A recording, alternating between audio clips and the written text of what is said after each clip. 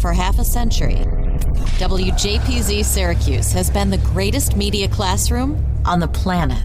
We've trained students from the 1970s to the 2020s on how to run a professional radio station. But the lessons learned and relationships formed go far beyond studios and transmitters. Taking a look back through the eyes of those who experienced it.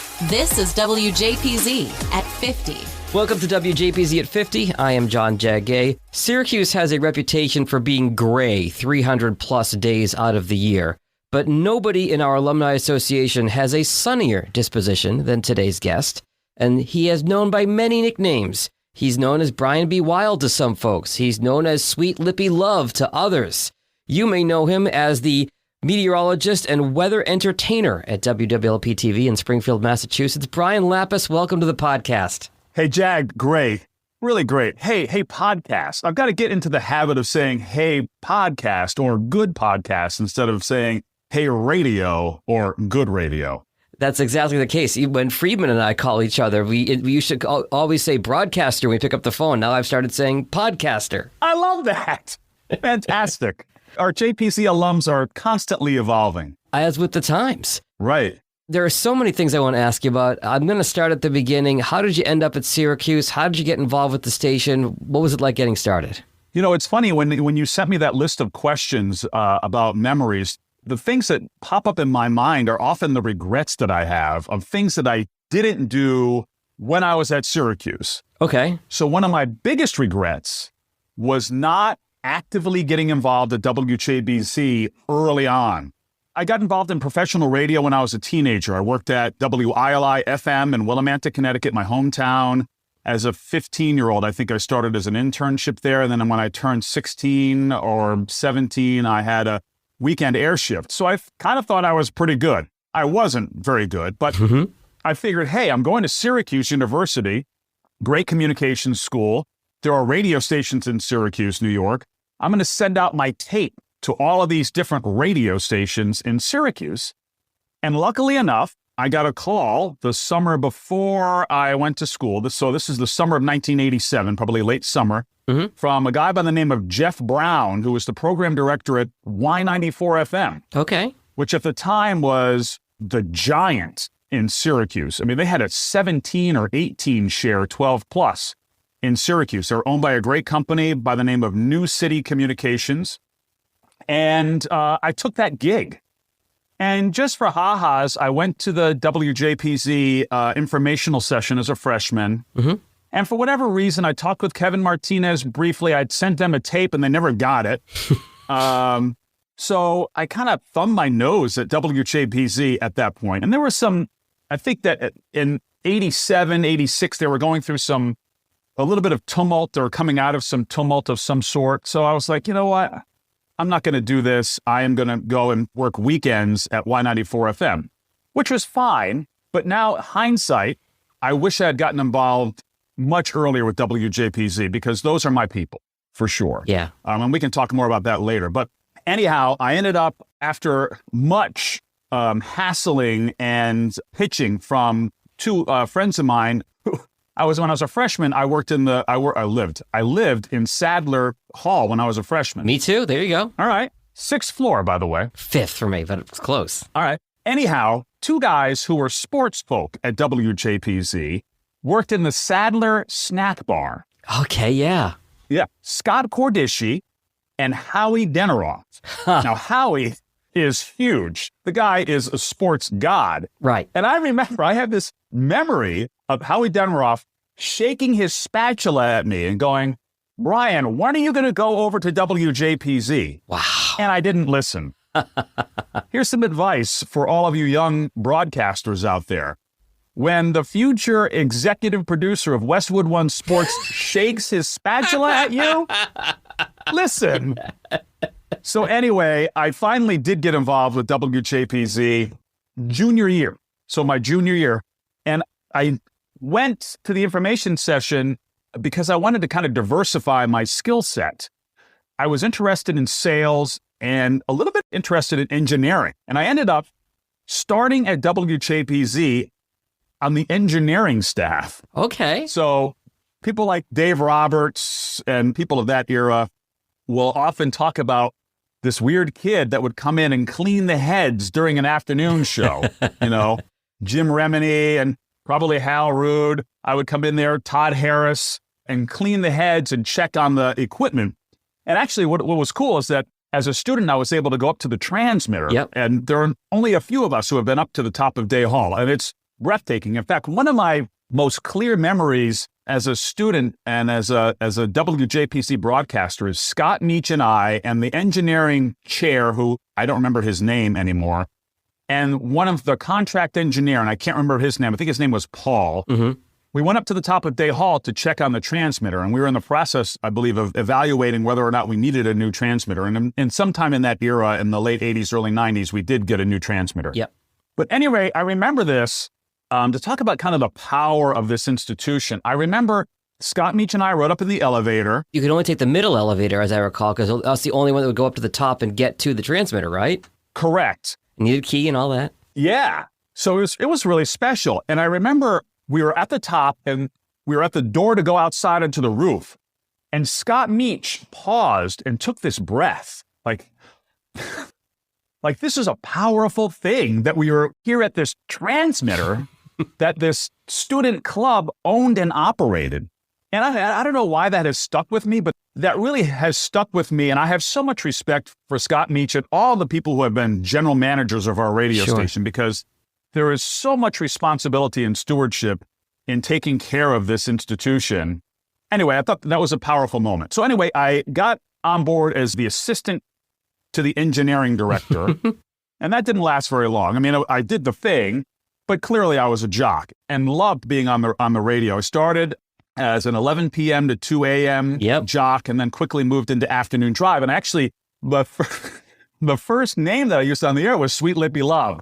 And after one or two shifts of that, I thought, this does not lend a lot of credibility. This can be my nickname, but it can't be my air name. Right. So as a tribute to my favorite boss of all time, Jefferson Ward, who hired me at KISS 95.7 in Hartford as a college student and eventually hired me at Q102 in Philadelphia, I changed my name to Jefferson. So that's what I used most of my career at WJPZ. I did not know that. Okay. Yeah. Jefferson, jamming 14 songs in a row on Z89. Love it. You still got the voice.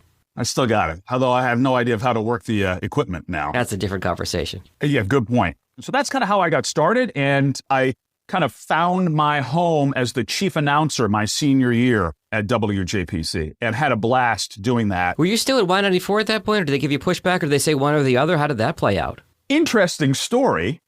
Yes. The short answer to that question is yes. And back when I started at Y94, I was the only Syracuse University student in the building, I believe. Mm-hmm. There may have been a newscaster or two at WSYR, which was our AMR at the time. Those of you listening, he's putting his hand over his ear as he says WSYR. Yes. Yep. AM 570, WSYR, the weather station. Anyhow, no, there was no pushback. In fact, the Y94 people, Tom Langmeyer in particular, who was the operations director there, were very supportive of WJPZ because in no small part, we were taking shares away from 93Q at the time, which was their chief competitor. So we got engineering help from Y94 FM and certainly moral support from Y94 FM and from that New City cluster, which was 2 and then eventually 3 radio stations. So the enemy of your enemy is your friend. Exactly. We were definitely stealing some of those fun CHR shares away from 93Q, which only helped 194. Here I am thinking you're going to say something to the effect of, they realized that we were training the broadcasters of tomorrow and they wanted to support that. No, you were screwing their competition. Yeah, and I'm sure there was some of that. And I don't mean to speak ill of Y94 because I think that I could have managed my time a little bit better. And it was more that I didn't get involved with WJPZ earlier. The experience at WJPZ, the learning opportunities there were just fantastic. And certainly there were learning opportunities at Y94 FM, but they were different learning opportunities. And that is one of my big regrets, is not getting involved with WJPZ sooner. I understand. It took me until October, November of my freshman year to get involved, and I wish I'd gotten involved in August. So I totally understand. Right? So you end up at Q102, legendary radio station in Philadelphia. Tell me about your career arc of graduating in 91 and where you went from there. graduated in 91. I didn't spend summers in Syracuse. Another quasi-regret, although I had a really good time working at my summer camp in Connecticut during the summers of my college career, and also working at KISS 95.7 in Hartford during my college career. Another big station, still is. So I was working for Jefferson Ward at KISS 95.7 in Hartford the summer before my senior year of college. Mm-hmm.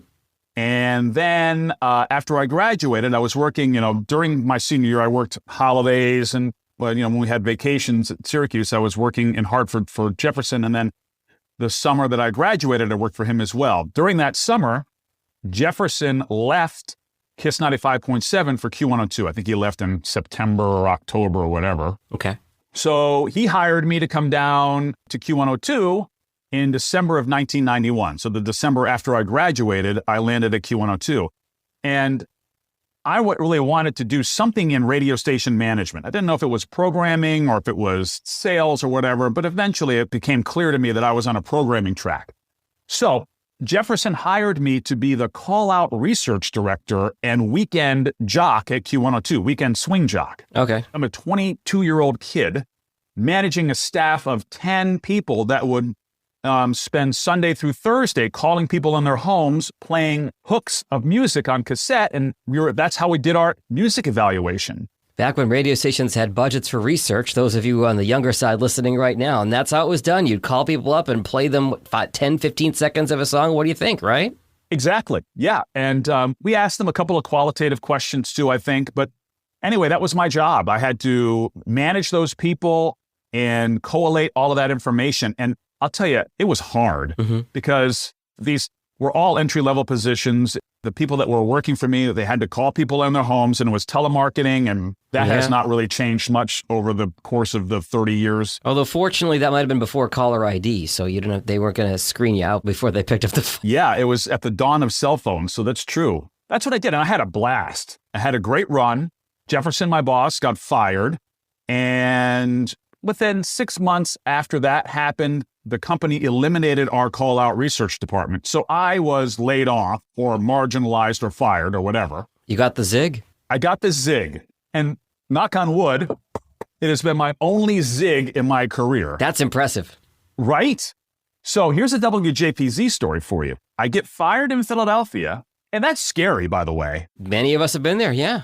I remember sitting in my car like, geez, if I start my car, it's going to burn gas, and gas costs money. And I don't know if I'm going to have enough money to put gas in my car next week. So anyway, they kept me on part-time at Q102. So I was able to do hourly, per diem work at Q102 as a jock, filling in and all that sort of good stuff.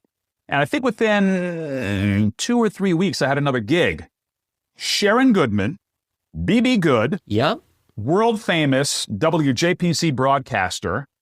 I was on the phone with her. I don't know how she learned of me getting fired, but she called me and said, hey, I'm in Providence at Kicks 106, or she was doing weekends at ZOU. I don't know. She was somewhere in the Boston-Providence corridor. And she said, TJ Knapp, who was the night jock at 92 Pro FM in Providence, is leaving. Do you want that job? Huh. And I said, well, yeah. So somehow she connected me with the PD there. But Sharon Goodman was essential in my survival in the winter of 1995. I think I got laid off in December of 1994 and ended up with this new gig in February of 1995 at Pro FM. So let's hear it for the WJPZ network. Anytime I have been laid off, the first people I hear from are JPZ alumni. And the layoff always happens in December, right in the holidays, by the way. Right. Sucks. So I will forever love BB Good. There are many reasons why we should love Sharon Goodman, but I actually had the honor of delivering the keynote address at the birthday banquet back in 1997, I think. And I mentioned that in my talk, was that we look out for each other here in the WJPZ family, and I will be forever grateful to Sharon Goodman for that help that she gave me in that moment. Need to get her on this podcast. Right. Anyway, so I spent a year and a half at 92 Pro FM, legendary radio station in Providence. I did nights there, had a blast, but already, by the time I got fired in Philadelphia in 1994, my career was starting to shift. I was getting bored with radio. Okay.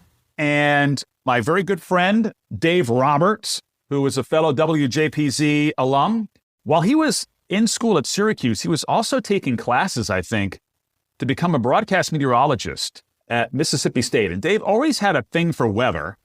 And after graduating, he had some opportunities in radio on the business side, but he ended up taking a job in Kirksville, Missouri, at this tiny little television station doing evening weather in Kirksville, Missouri.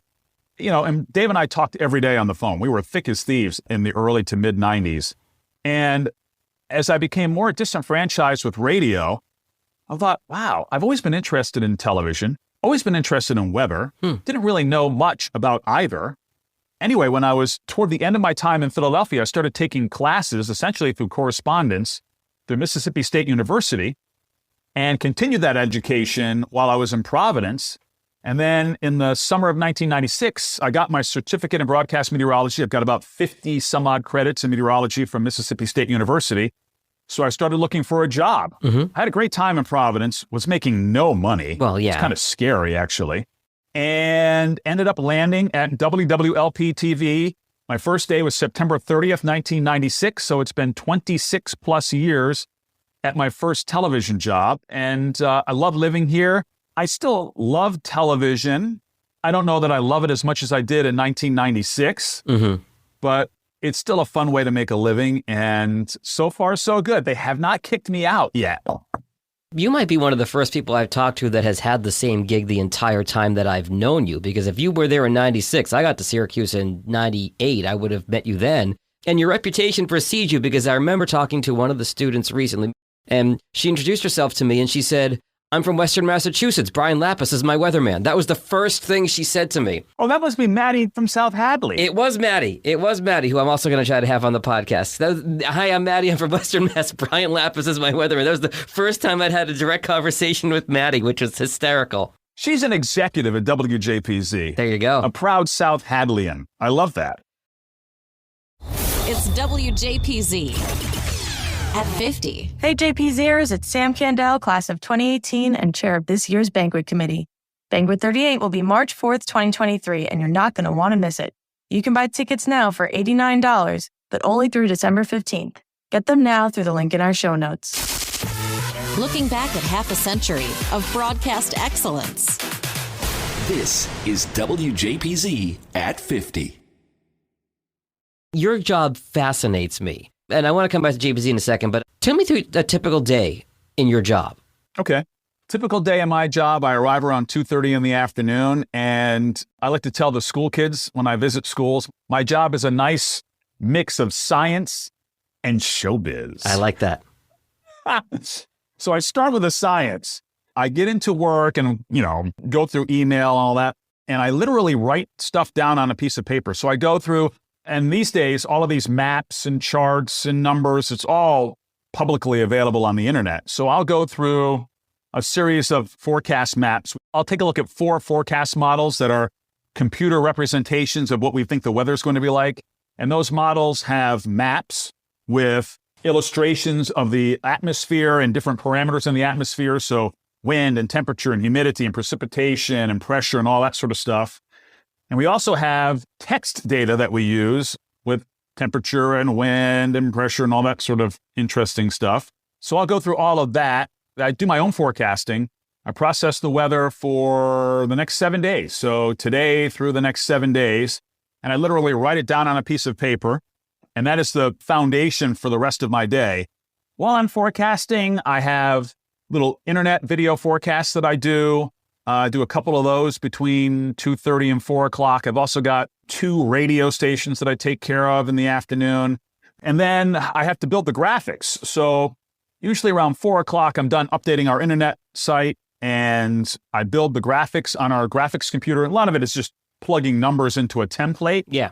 But there's still some stuff. There's still some creation that happens there. And then I write down a little weather rundown of what graphics I want to show and put on some makeup, and 5 o'clock is showtime. Showtime, baby. And we do an hour and a half of news. We do a 5, 5:30, and 6 p.m. in the early evening. And there's a lot of weather. Our station is very weather-centric.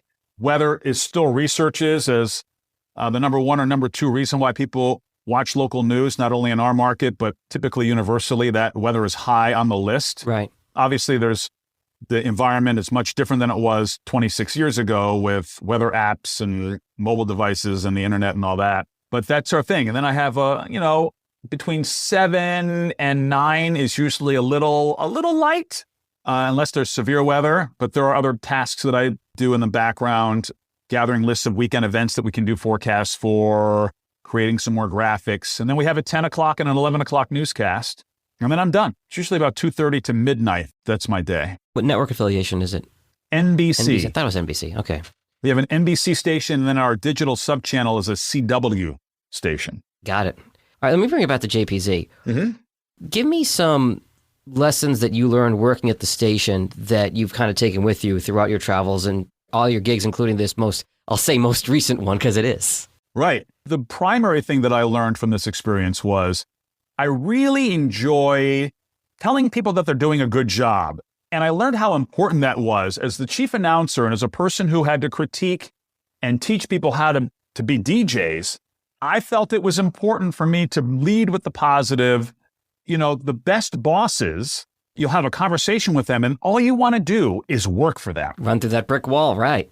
Exactly. I remember when I was at Q102, my boss at Q102, he had us so fired up that all of us would, if he said, you know what, the best thing for Q102 is for all of you DJs to go and run and jump off the Walt Whitman Bridge right now.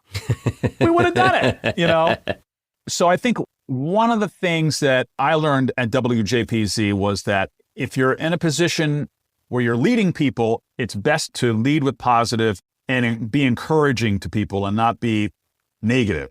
And hopefully the people that I worked with as chief announcer and on the programming staff, hopefully they came away with that. And that's one of the lessons that I learned was that it was a lot easier to motivate people with positive stuff than it was with negative stuff. What do they call it? A crap sandwich, where if you're going to do an air check, lead with the positive. If there's something negative that you want them to work on, put that in the middle and then finish with positive, is the way I had it explained to me. Agreed. I think that's a really good point. And also all of us, and we could talk forever about how remarkable this institution is. All of us were kids and we were all working together. And it was really remarkable how much patience we all had with each other and how much, positivity. And I know I was a mischievous guy. I was definitely the court jester on that senior staff at WJPZ. And I'm sure that... And I'm sure Henry Ferry and even Hal Root to a certain extent were like, oh God, Lippy, shut up.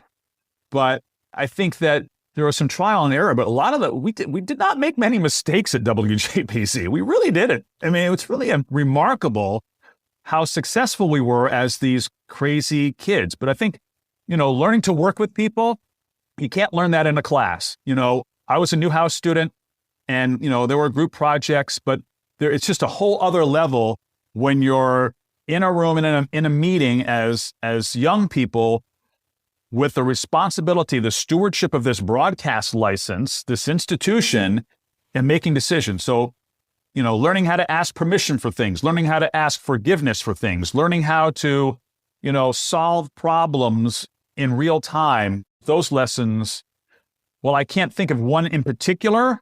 Those lessons were fantastic and things that I'm sure that I use every day today. But certainly the teaching part and learning how to lift people up has been important to me. Back to your court jester comment, you're teeing me up for the question that I am dying to ask you most probably of any guest so far. Give me a funny story or two from your time at the station. That's maybe appropriate for the podcast at least. Right. I don't have, there was a lot of... Don't hold out on me, Lippy. Don't hold out on me. It's a lot of small mischievous things like, this is terrible, but Beth Gorab, who at the time was Beth Russell, brilliant broadcast talent, who now is running some sort of athletic training facility for kids. Beth Russell is a small person. Mm-hmm.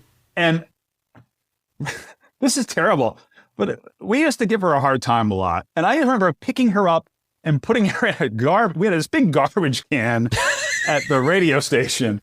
And I remember picking her up and putting her in the garbage can. And I don't know why. I think, we were all Rick Wright disciples. And Rick would used to tell us all the time about the stories about people getting fired. So Dave Roberts and I would walk into the radio station occasionally and just fire Beth Russell. And you'd say, you're fired. And then we would put her into the trash can. So ridiculous. And Beth was a really good sport and still is a good friend. I haven't seen her in a little while, and then there was like lunch with Dave every day, just about every day, 4 or 5 days a week. We would have lunch at Kimmel. Mm-hmm. The Kimmel Food Court. Exactly. And now it's a food. Actually, now I think it's like a COVID testing facility or something. But back then it was just a standard dining hall. Oh, right. Okay. Yep. And we would have lunch over there. So it would be Kendall, Lamar, Adam Shapiro, Dave Roberts, Larry Ross, and an assortment of other folk would come along with us. And we would tell ridiculous stories. And I would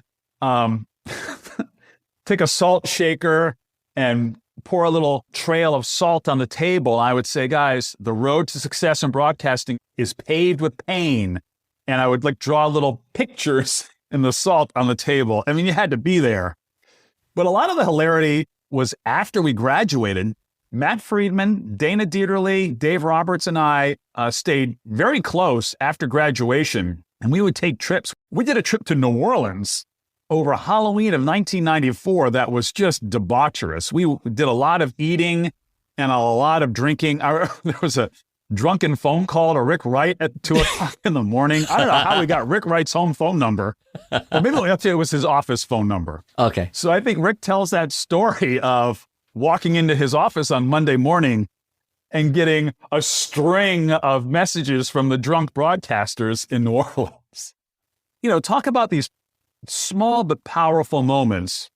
I remember Dave Roberts was producing this series of kind of like a Syracuse's Unsolved Mysteries. He was the news director at the time. Mm-hmm. Maybe it was one case or a couple of cases of these weird unsolved mysteries in Syracuse. And anyway, you know, this is a big project for Dave, and he got permission from Hal Rude, the program director at the time, to run this news series during the morning show. I don't know how he got permission, but he did. Okay. So he's putting together this show, and he has this piece of audio that just isn't quite right. And I was in the production studio with him, probably just annoying him. And I said, well, you want me to try to edit this thing? And, you know, we're 21 years old. I was a weekend jock, so I hadn't done a lot of tape splicing, but I knew just enough about tape splicing to give this a shot back when we literally spliced tape. Reel to reel, right? Yeah. We had Otari tape decks in there. I mean, this might have been my third time ever splicing a piece of tape. So I took his audio and, you know, we're going to grease pencil and cut and connected it. And I was just like, I said a little prayer and we pressed play and it worked. And I remember both he and I were jumping up and down with joy that this splice was perfect and it was exactly what he wanted. And I think that moment really captures the ebullient ambition and joy that we had as young broadcasters at Z89. That was just, we had this unlimited ambition and eagerness to make things work. And that was just a moment of, oh, teamwork. We did it. I think that is a great place to leave it. If anybody listening wants to follow you on social, you want to plug any socials there, Lippy? Sweet Lippy Love? Well, yeah, I'm on Facebook. I don't have a Twitter account. The 22 That's obvious, News, by the way you said it. Right. The 22 News Storm team has a tweeter that I use. But I don't do it. I don't have a personal tweeting account. Find me on Facebook. It's Brian Lapis on Facebook. But wow, you know, it's really amazing that this student-owned and operated radio station, 50 years, so many eras, 50 years, this place continues to thrive. And it does. I was in there at Orange Central on Friday afternoon at 5 o'clock this past fall, and all the production studios were full of people. The on-air studio was full of people. The general manager was showing me around, and the place was busy. It's different now, but the business is different now, so that's probably a good thing that Z89 has evolved as the business has evolved. It's just really remarkable, and I'm so honored that I have a piece of this history and so proud of all that we have accomplished. Thank you so much. We'll talk soon. All right, man. Good radio and good podcasting.